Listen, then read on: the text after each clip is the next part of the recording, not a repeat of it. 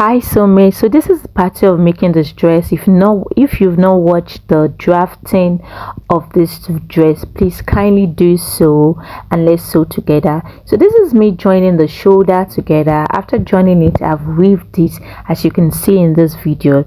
After joining this, the next thing I went ahead was to sew one part of my dress together and leave the other part open. The reason for this is because I want it easy. I want it to be easy for me to be able to sew my strap casing. So that is the reason why I left the other side open, so it will be very easy for me to sew my strap casing. So after getting the right, the next thing I went ahead to do was to measure my full bodies. Now for my strap casing, so I have 26 inches, so I times 2, which is going to be 52 inches.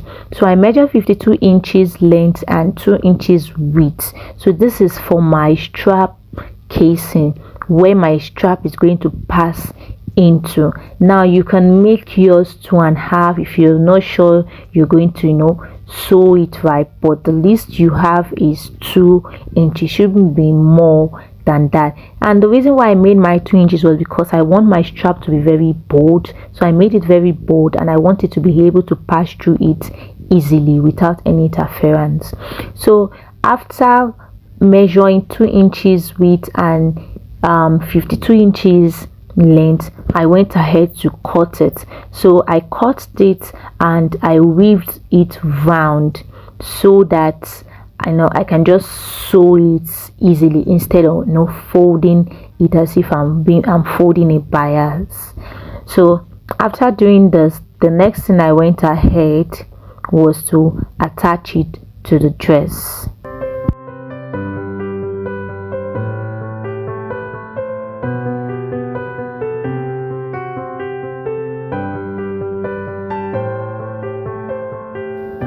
So at this point here, I was making sure I had the right strap casing to avoid any mistake.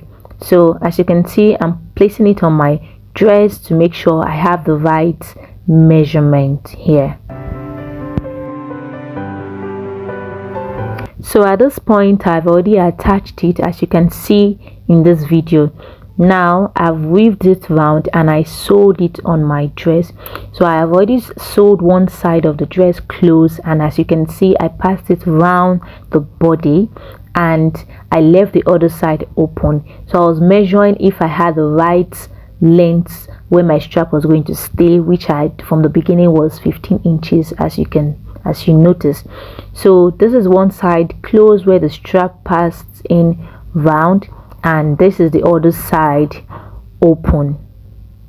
So the main reason for this was so that my strap can be able to go around the dress, because if it's close together it won't be able to go around the dress. So at this point, it's time for me to close the other side. As you can see in this video, you have to close the two separately. You can't close them together. So you have to close the main dress first, then you close the strap casing second, differently. So the reason for this is for the strap to be able to go around the dress. That is the reason. So at this point, I have sewed the dress itself and I have sewed the strap separately. Both are being sewed separately. So after achieving this, the next thing I went ahead to do was to fix my lower dress, which is the gather. So I went ahead to join all my straps, all my pieces together. If you've watched the previous video, you will see that I have a lot of fabric. So I joined everything together and I attached them to the dress. So before doing that, I also went ahead to also attach the sleeve. So if you watch from my previous video, this sleeve that I have here was an already sewn sleeve that I cut out from a dress that I was not wearing. So at this point, I have attached my lower part of the dress. As you can see, I've sewed it and I have weaved it, and I've also attached the sleeve, as you can see in this video. And at this point, the dress is already coming in place, is looking good and looking nice. So as I said earlier, the dress after sewing it, I found out that the dress was way too long, so I didn't want it long, so I went ahead to reduce it by 3 inches. Now this is correction that you can make when cutting your dress.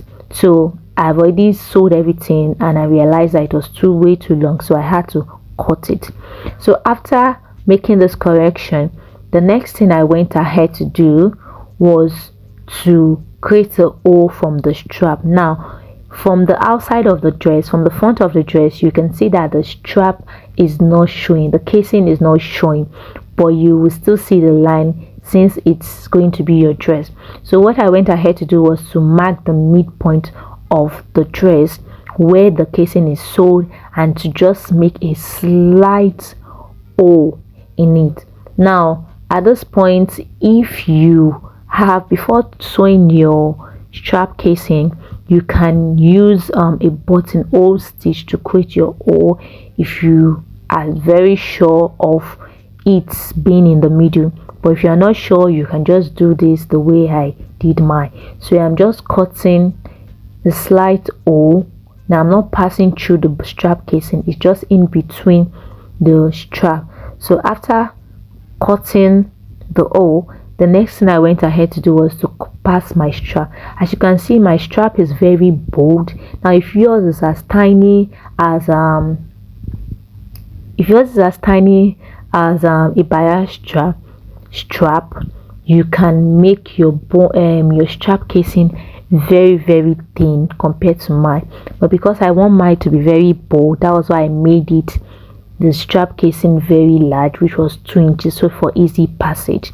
Now as you can see in this video, the strap casing was going around, it was able to go around. Now this is the reason why I said the other side must be open, must be sewn separately.